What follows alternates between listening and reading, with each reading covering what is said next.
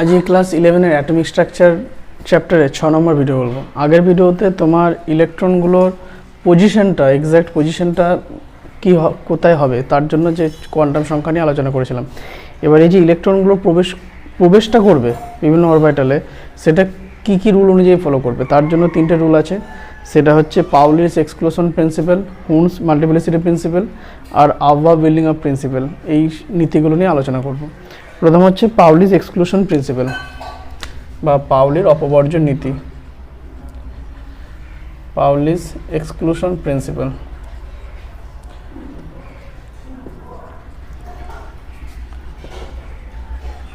পাউলির অপবর্জন নীতি।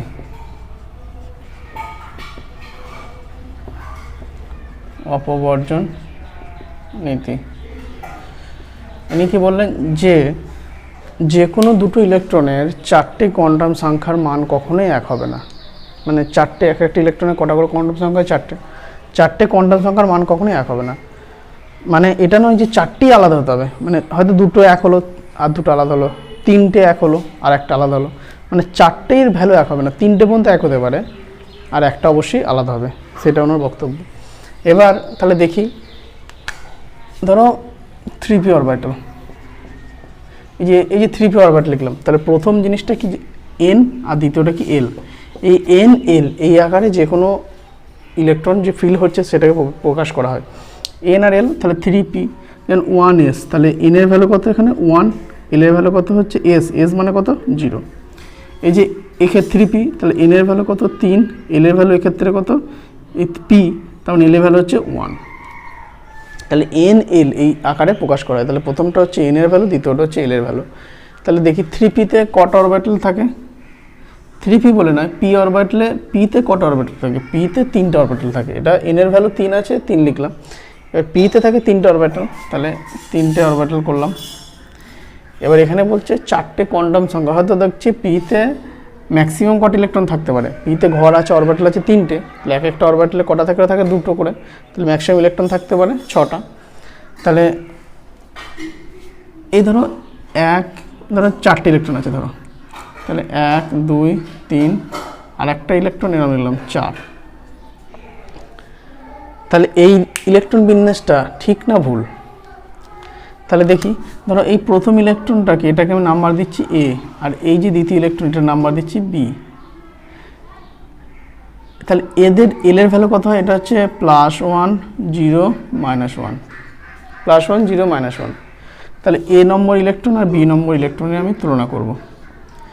তাহলে এর n এর ভ্যালু কত 3, এখানে সবারই n এর ভ্যালু 3 কারণ সব 3p-তেই আছে। তাহলে nটা প্রথমটা, l এর ভ্যালু কত? l এর ভ্যালু হচ্ছে 1, l এর ভ্যালু এরও 1 কারণ p অরবিটাল। এবার ml এর ভ্যালু কত? ম্যাগনেটিক কোয়ান্টাম নাম্বার, এটা হচ্ছে ম্যাগনেটিক কোয়ান্টাম নাম্বারের ভ্যালু। a এর ক্ষেত্রে ভ্যালু হচ্ছে 1, b এর ক্ষেত্রে ভ্যালু হচ্ছে 1। সে পর্যন্ত ঠিক আছে। এবার s এর ভ্যালু, স্পিন কোয়ান্টাম নাম্বার, দেখো এটাও আপ স্পিন, এটা ডাউন, এটাও আপ স্পিন, তাহলে এটা প্লাস হাফ, এটাও হচ্ছে প্লাস হাফ।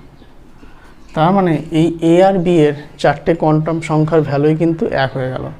কিন্তু পাউলির অপবর্জন নীতি অনুযায়ী 3টে পর্যন্ত এক হলেও হতে পারে, কিন্তু 4 নম্বরটা অবশ্যই আলাদা হবে। তার মানে এই যে ইলেকট্রনের স্পিনটা আপ স্পিনে রেখেছি, এটা কিন্তু আপ স্পিন হবে না, ডাউন স্পিন হবে। তাহলে এটা ডাউন স্পিন করে দিচ্ছি, তাহলে ডাউন স্পিন করে দিলাম। তাহলে ডাউন স্পিন করে দিলে এটা যদি আবার বি নাম্বার দিচ্ছি, তাহলে এর ভ্যালুটা প্লাস হাফ হলো, কিন্তু এর ভ্যালুটা হয়ে যাবে কি মাইনাস হাফ। তাহলে 3টে পর্যন্ত এক হয়ে গেল, 4 নম্বরটা আলাদা হলো। তাহলে এটা কি বুঝলে, যে কোনো একটা অরবিটালে ইলেকট্রন কখনোই দুটো সেম স্পিনে থাকবে না। একটা আপ স্পিন হলে একটা ডাউন স্পিন, মানে দুটোই আপ বা দুটোই ডাউনে থাকবে না।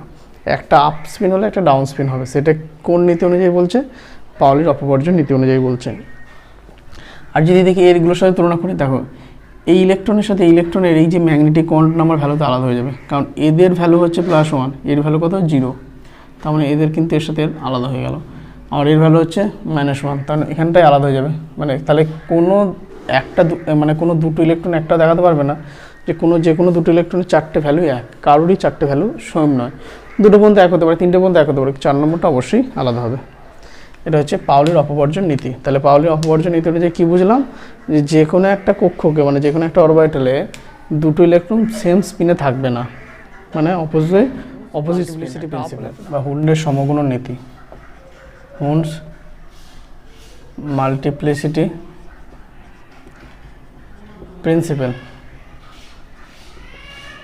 বা হুন্ডের সমগুণন নীতি। হুন্ডের সমগুণন নীতি অনুযায়ী কি, যে যতক্ষণ পর্যন্ত সেম এনার্জি অরবিটাল ফাঁকা থাকবে ততক্ষণ পর্যন্ত পেয়ারিং হবে না। যেমন ধরো বলছি যে হয়তো পি অরবিটালে 3টি ইলেকট্রন আছে, কোনো একটা পি অরবিটাল বলো 3টি ইলেকট্রন আছে, তাহলে তার ইলেকট্রন ফিলিংটা কেমন হবে? যদি আমি ধর ইলেকট্রন ফিলিংটা এরকম করি, পিতে মানে 3টে অরবিটাল আছে, তাহলে 1 2 3 নম্বরটা আমি দিয়ে দিলাম। তাই এই ইলেকট্রনিক কনফিগারেশনটা ঠিক না ভুল? হুন্ডের সূত্র অনুযায়ী কি, এই যে পি অরবিটালে কটা অরবিটাল আছে? 3টে অরবিটাল। এই যে 3টে অরবিটাল হচ্ছে ডিজেনারেট অরবিটাল। ডিজেনারেট অরবিটাল মানে সমশক্তি সম্পন্ন, ডিজেনারেট অরবিটাল মানে সমশক্তি সম্পন্ন অরবিটাল। আর সমশক্তি সম্পন্ন অরবিটাল যতক্ষণ পর্যন্ত ফাঁকা থাকবে ততক্ষণ পর্যন্ত পেয়ারিং হবে না, অর্থাৎ জোড় সংখ্যক ইলেকট্রন হবে না। তাহলে 3টে যদি ইলেকট্রন থাকে তাহলে প্রথমে এখানে একটা, তারপর এখানে একটা, তারপর এখানে একটা, মানে এটা যেহেতু সমশক্তি সম্পন্ন প্রথমে 3টে এরম ভর্তি হতে যাবে, তারপর আবার যদি 4টি ইলেকট্রন আসে তখন আবার আরেকটা, তখন পেয়ারিং হবে, মানে 1 2 3 ওদের 4টি ইলেকট্রন আছে, তখন আরেকটা এরম ডাউনে চলে আসবে। আর 5টা হলো তখন আরেকটা, যদি 6টা হয় তখন আরেকটা, মানে ইলেকট্রন সংখ্যা বাড়লে তখন পেয়ারিংটা হতে থাকবে। কিন্তু যতক্ষণ পর্যন্ত সমশক্তি সম্পন্ন অরবিটাল ফাঁকা থাকবে ততক্ষণ কিন্তু এই পেয়ারিংটা সম্ভব নয়। সেটা হচ্ছে হুন্ডের সমগুণন নীতি অনুযায়ী। আফবাউ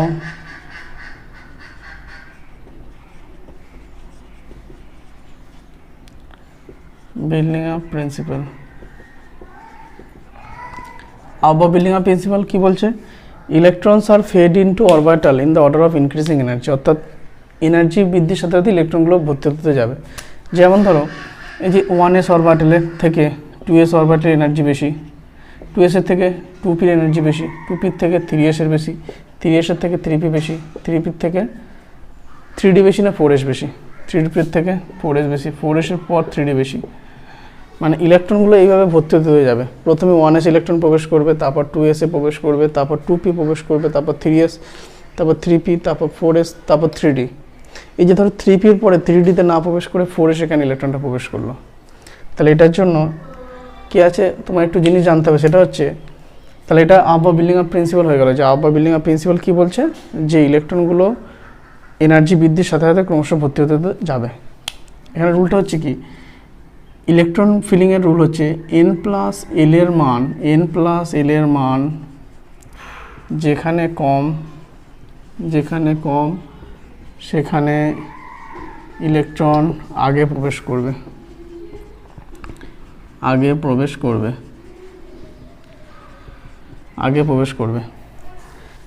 তাহলে 2s আর যদি 2p দেখি, 2s 2p, 2s এর ক্ষেত্রে কি হচ্ছে, n প্লাস এল এর মান n প্লাস এল, তাহলে n এর ভ্যালু হচ্ছে 2, প্রথমটা হয় n এর ভ্যালু, আর s এর মানে l এর ভ্যালু হচ্ছে 0, তার মানে হচ্ছে 2, মানে s অরবিটালের ক্ষেত্রে l এর মান কত 0, আর 2p এর ক্ষেত্রে হচ্ছে 2 প্লাস 1, মানে p অরবিটাল মানে l এর ভ্যালু হয় 1, তাহলে 3, তার মানে n প্লাস l এর মান 2s এর হচ্ছে কম, 2p তে বেশি, সেই জন্য 2s এ আগে ইলেকট্রন প্রবেশ করলো।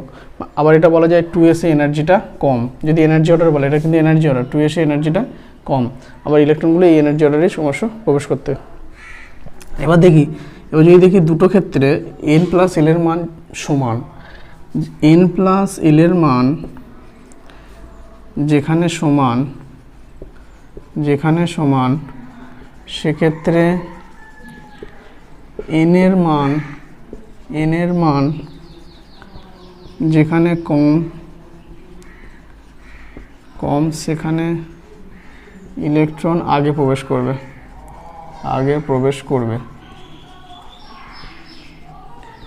যেমন ধরো এই যে ধরো বলছি তোমার 2p বলছি আর 3s বলছি, ধরো 2p আর 3s, তা 2pর ক্ষেত্রে n প্লাস এল এর মান কত হবে, 2 যোগ এল এর মান কত 1 মানে 3, আর 3s এর ক্ষেত্রে n প্লাস এল এর মান 3 প্লাস 0 মানে 3, তাহলে এক্ষেত্রেও n প্লাস এল 3, এখানেও n প্লাস এল 3, কিন্তু এর এনটা অর্থাৎ n এর মানটা হচ্ছে 2 আর এর n এর মানটা হচ্ছে 3। যেহেতু এর n এর মানটা কম, সেই জন্য 2p তে ইলেকট্রনটা আগে প্রবেশ করবে। সেরকমই এই যে 4 এর সাথে 3dটা বললাম, 4 এসে দেখো 4 প্লাস 0 তার মানে কত হচ্ছে 4, আর 3dটা কি হচ্ছে 3 প্লাস ডি মানে কি SPD মানে 0 1 2 মানে 2 মানে 5। তাহলে 4s এর ভ্যালুটা n প্লাস এল এর ভ্যালুটা কম 3d অপেক্ষা, সেই জন্য 4s ইলেকট্রনটা আগে প্রবেশ করেছে। এবার এই যে 2s 2p লিখলাম, 2d তো হয় না, 3s 3p 3d লিখলাম, 3f তো হয় না। এখানে একটু বলি 2d কেন হয় না, তাহলে ইলেকট্রন ফিলিং কেন কী করে হয় সে সমস্ত 3টে রুল এবং এই রুলটাও বলা হয়ে গেল। এবার বলি 2d কেন হয় না, কেন হয় না? দেখো 2d হবে না, কারণটা হচ্ছে 2d মানে n এর ভ্যালু কত আছে 2, n এর ভ্যালু কত আছে 2, n এর ভ্যালু 2 হলে l এর ভ্যালু কত হয় 0 হয় 1 হয়, 2 হবে না, কারণ l এর ভ্যালু হয় আপ টু n - 1 পর্যন্ত, মানে 0 থেকে শুরু করে n - 1 মানে n এর এক ঘর আগে পর্যন্ত। তাহলে n এর এক ঘর আগে মানে এখানে 2 আছে, তাহলে এখানে 1 হবে। তাহলে 0 হলে সেটা অরবিটাল কি নাম s, আর 1 হলে সেটা হচ্ছে p। তাহলে d অরবিটালটাই আসছে না, সেই জন্য 2d অরবিটাল হয় না। সেই যেরকমই 3s 3p 3d হয়, 3f হবে না, কারণ 3f হতে গেলে ওই l এর ভ্যালুটা সমান হয়ে যাবে। মানে এখানে যদি 2d হতে হতো তাহলে l এর ভ্যালুটা কী হতে হতো 2 হতে হতো, কিন্তু l এর ভ্যালু তো 2 হয় না, l এর ভ্যালু n এর ভ্যালু যা থাকে তার এক ঘর আগে পর্যন্ত হবে, সেই জন্য 2d হয় না। ধরো ইলেকট্রন আছে, কোনো পরমাণুর একটা ইলেকট্রন আছে, তাহলে কোথায় হবে 1s একটা ইলেকট্রন হয়ে গেল। যদি দুটো ইলেকট্রন থাকে তাহলে 1s দুটো ইলেকট্রন। যদি ধরো 3টে ইলেকট্রন আছে তাহলে প্রথমে 1s দুটো পড়ে গেল, তারপর 2s একটা, তারপর ধরো 4টে ইলেকট্রন আছে তাহলে 1s দুটো 2s দুটো। এটা আমরা জানি, আগেই বলেছি যে s অরবিটালে ম্যাক্সিমাম ইলেকট্রন থাকে দুটো, কারণ s থাকে একটাই অরবিটাল। তারপর ধরো 5টা ইলেকট্রন আছে তাহলে 1s2 হয়ে গেল, 2s2 হয়ে গেল, 1s 2s, তারপর 2p 1, তাহলে 6টা হয়ে গেল, 6টা ইলেকট্রন 1s2 2s2 2p 2। এইভাবে পিতে কটা ম্যাক্সিমাম পর্যন্ত ইলেকট্রন থাকতে পারে পি অরবিটালে 6টা, তাহলে এখানে 8 পর্যন্ত হবে, সরি 10 পর্যন্ত হবে। তাহলে 1s2 2s2 2p 6, এখানে 7 8 9 10, 1s2 2s2 2p 6। এবার ধরো 11টা ইলেকট্রন আছে, 11টা, তাহলে 1s2 2s2 তারপর 2p 6, তারপর 3s কটা যাবে 3s একটা যাবে, কারণ 2 2 4 মাথায় যেগুলো লিখছি সেটা হচ্ছে ইলেকট্রনের সংখ্যা। তাহলে 2 2 4 আর 6 10 আর 1 11, তাহলে 12টা আছে। তারপর 1s2 2s2 2p 6 3s2। তাহলে এইভাবে ইলেকট্রন ভর্তি হতে যাবে। তাই ইলেকট্রন ভর্তি করার সময় একটু খেয়াল রাখবে যে n প্লাস এল এর মান যেটা কম সেখানে ইলেকট্রনটা আগে প্রবেশ করবে, আর যদি যে ক্ষেত্রে সমান হয়ে যাবে সেক্ষেত্রে n এর ভ্যালুটা যেখানে কম হবে সেক্ষেত্রে ইলেকট্রনটা আগে প্রবেশ করবে। আর এই আইডিয়াটা তোমার থাকতে হবে যে একটা অরবিটালে কটা করে ম্যাক্সিমাম ইলেকট্রন থাকতে পারে। ধরো পিতে ম্যাক্সিমাম থাকতে পারে 6টা, এবার ধরো 11টা ইলেকট্রন ধরো, তাহলে 1s2 2s2, তাহলে 4টে হলো উপরে 2 2 4, আর 2p তুমি 7 করে দিলে, সেটা করলে হবে না, কারণ পিতে ম্যাক্সিমাম ইলেকট্রন থাকে 6টা, তারপরে 10টা হয়ে গেল, তারপরে টা এসে যাবে। আবার যেমন ডিতে ম্যাক্সিমাম ইলেকট্রন থাকে 10টা, তবে এফেতে ম্যাক্সিমাম ইলেকট্রন থাকে 14টা। তবে ম্যাক্সিমাম যত পর্যন্ত ইলেকট্রন থাকে সেই পর্যন্ত ইলেকট্রন ফিলিং হয়ে গেলে তারপরেরটা ইলেকট্রনটা পরের অরবিটালে চলে যাবে। যদি আশা করি ভিডিওটা ভালো লেগেছে, যদি ভিডিও ভালো লেগে থাকে তো যাদের প্রয়োজন তাদের কাছে শেয়ার করবে এবং চ্যানেলটিকে অবশ্যই সাবস্ক্রাইব করবে। Thank you.